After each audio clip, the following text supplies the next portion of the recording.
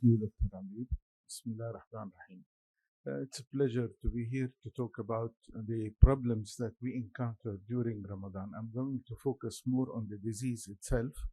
And in treatment wise, we have very simple medications. Our medications are mainly either as once daily, which can be shipped to the Sahur area, or it could be a monthly treatment or bi weekly treatment. So I will focus on the disease itself. Just to remind you a little bit about fasting itself here. As you well know that fasting is an eating pattern with restriction of food intake somewhere between 8 to 16 hours in a day. It has been practiced for thousands of years. As God says, كَمَا كُتِبَ عَلَى الَّذِينَ مِنْ قَبْلِكُمْ. Philosophers like Plato and Aristotle have practiced this and have attributed this to good health. And finally, we could say that it's something that is useful. It's one of the important pillars of Islam. And the Muslims do not fast because of the medical benefits, but because of the must do as a Muslim. Islamic fasting is different from starvation and crash diets, and it doesn't lead to any malnutrition or inadequate calorie intake. We know very well from several studies that Ramadan fasting has led to improvement of all aspects of life, of blood pressure, heart rate, blood picture, of improving the glycemic control, the microbiome of the gut, modifying gut hormones which are responsible for satiety, decreasing inflammation and pro-inflammatory cytokines, increasing lipolysis, and some other changes. It leads to decreased body weight, skeletal muscles, and free body mass index. So it's really a good practice to do.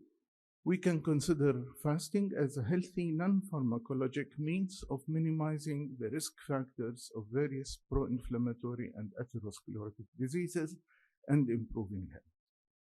But we have to notice that despite this, many health benefits that we have just gone through, fasting during Ramadan may aggravate some chronic medical conditions. And that's why I'm going to talk about this, focusing on some of them.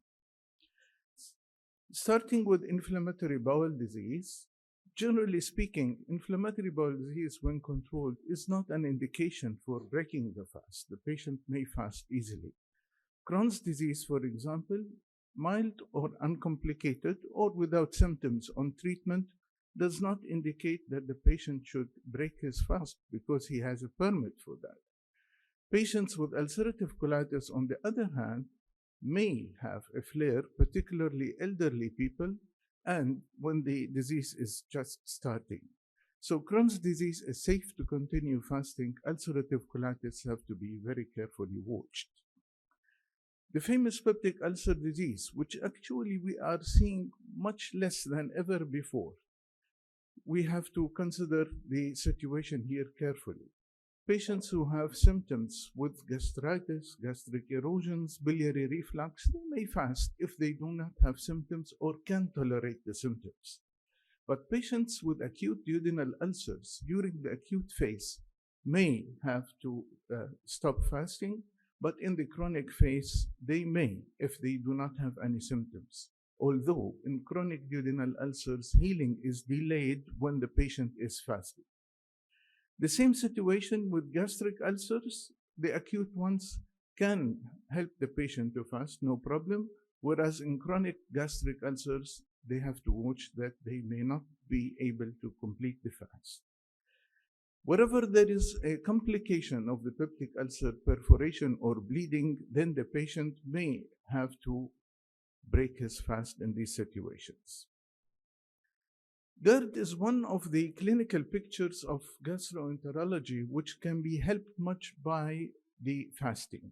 And this is simply because of the cessation of taking food all the day, smoking, or for some people who drink alcohol or other stuff. These will definitely attribute to the alleviation of symptoms, simply because the trigger to the production of acid and to the reflux is reduced. So patients with gastroesophageal reflux may benefit very much from fasting, and fasting is safe for them. Upper GI bleeding is one of the acute conditions that has to be watched carefully. I'm not going to talk much about it because there is a talk this afternoon about this issue. But however, it's very important to notice that the liver is one of the organs which will benefit much from fasting. We know that if we have to fast for several hours, over 12 hours, then we are starting to get what we call depletion of the glycogen storage, which shifts the metabolic circuitry to increasing hepatic lipid oxidation and decreasing lipogenesis, and therefore allowing the usage of ketones as primary energy source. This would lead to reduction of cholesterol levels, to improvement of blood lipids, and to weight loss, all of which are important for the management of metabolic associated fatty liver disease, what we used to call in the past NAFLD. Now I'm going to switch gears to functional dyspepsia, which is one of the major diseases that we encounter in clinical practice, in gastroenterology. And functional dyspepsia is a disease with different patterns. I'm not going to go through the development of the disease as we know it, but finally, from 2016, a group of workers, which are known as the Rome panel, they have looked into this and they classified the functional dyspepsia into 4 categories. The epigastric pain syndrome, which is basically a complaint of epigastric pain. The postprandial distress syndrome, which is actually a sort of dysmotility disorder that leads to the feeling of epigastric burning, sedation, and heaviness. So we have now these important 2 criteria of functional dyspepsia. However, we have to notice that functional dyspepsia is not a mere position by itself. It may overlap with many other diseases, with a crossover with functional constipation, diarrhea, with GERD, and with other disorders. The patient who comes with the symptom that we identify as dyspepsia is actually one of 4 categories of patients.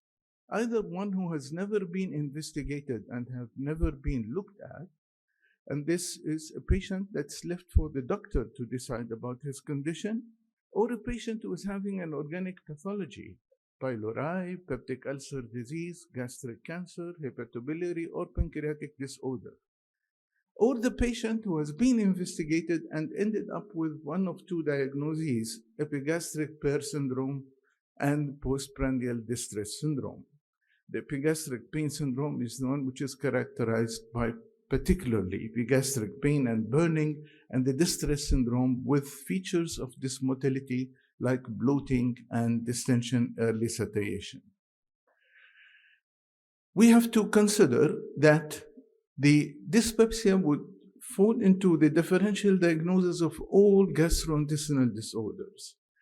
In the stomach, peptic ulcer disease, gastroparesis, and gastric malignancies all simulate the picture of dyspepsia.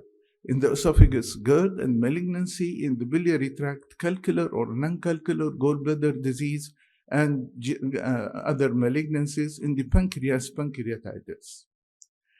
The treatment of functional dyspepsia is in fact a stepwise management where we start simply first by diet modification, exercise, eradication of H. pylori if it is present, acid suppressant agents, and prokinetics. These we call them the first line treatment for functional dyspepsia.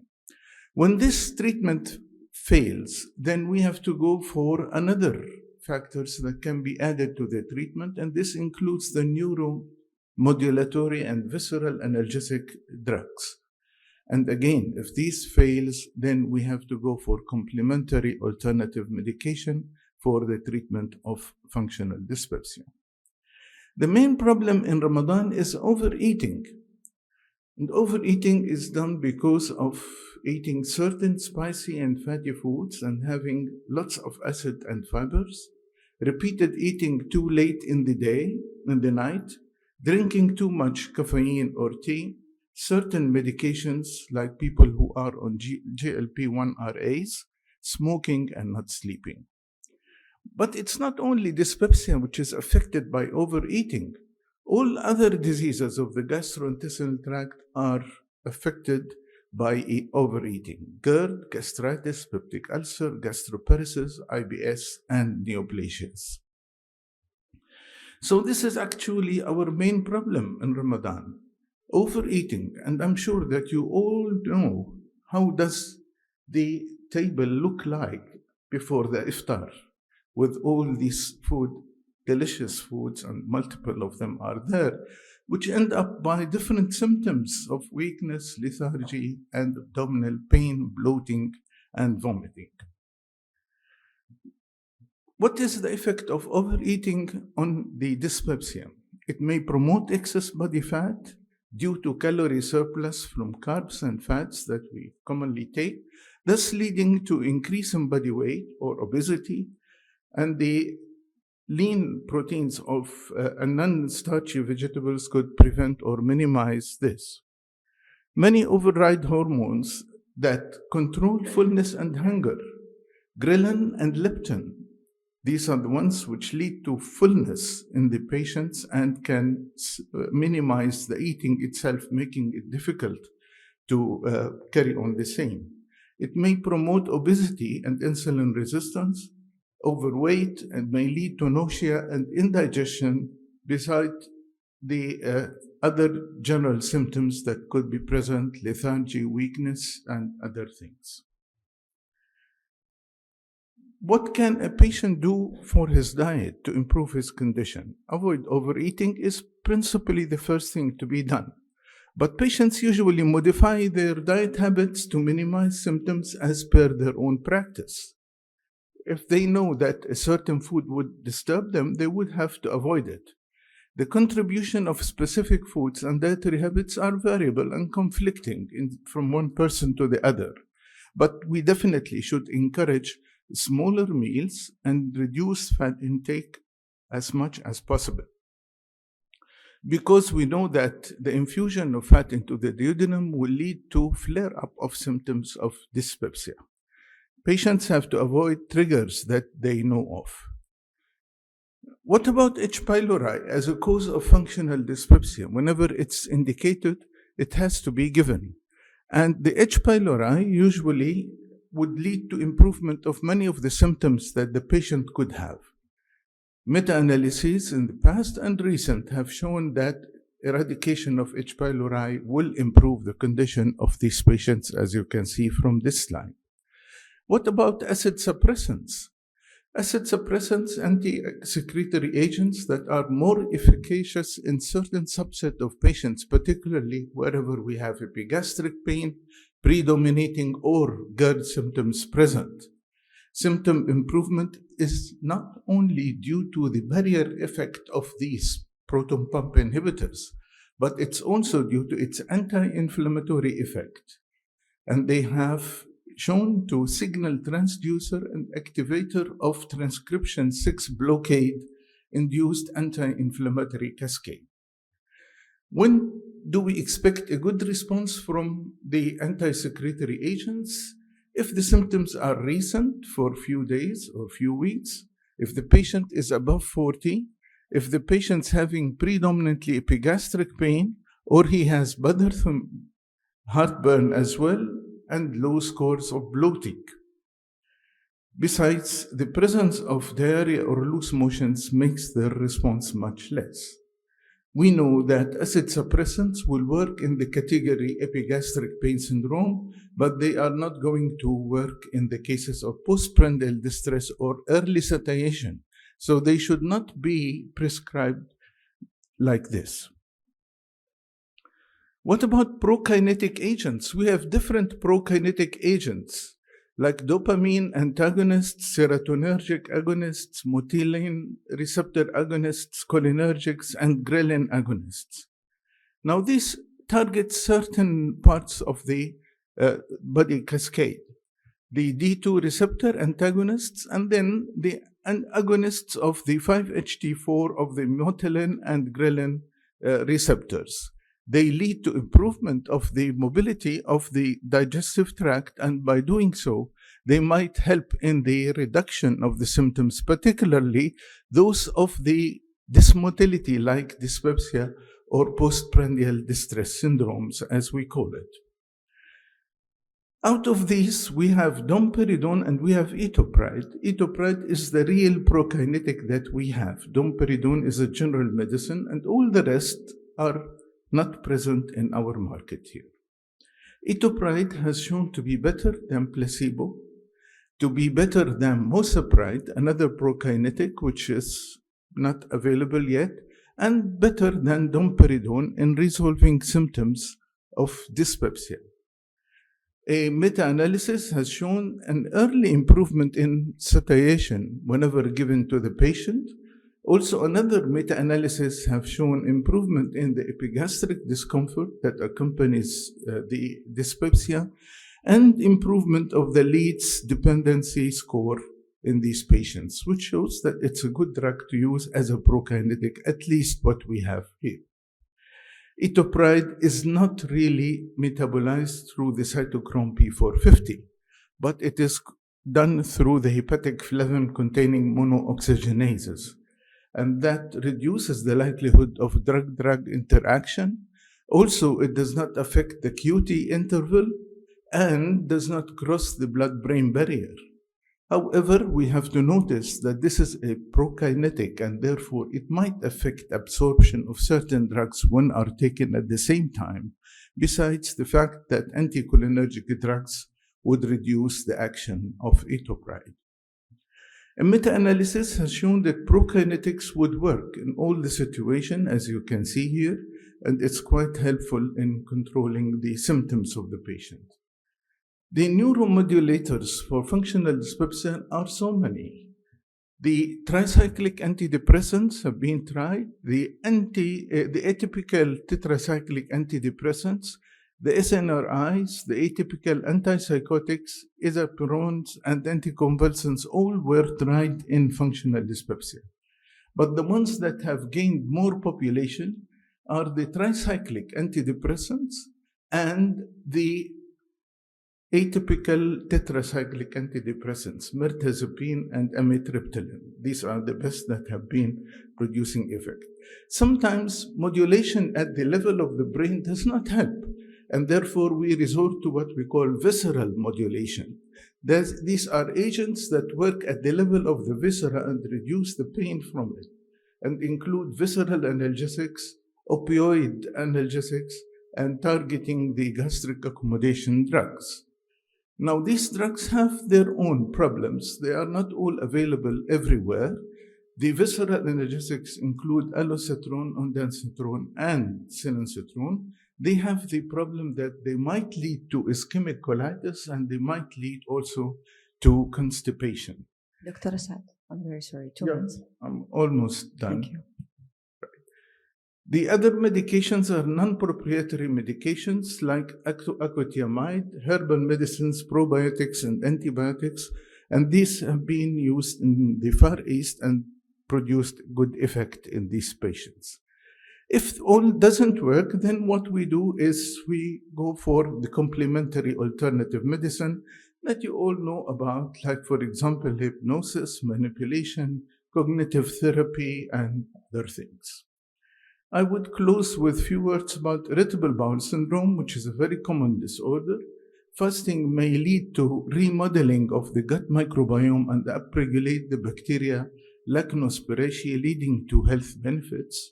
Fasting support what we call the migrating motor complexes, which usually develop after food and which help to clear the bowel immediately for the next to come meal. When they are weakened, they lead to what we call SIBO and constipation.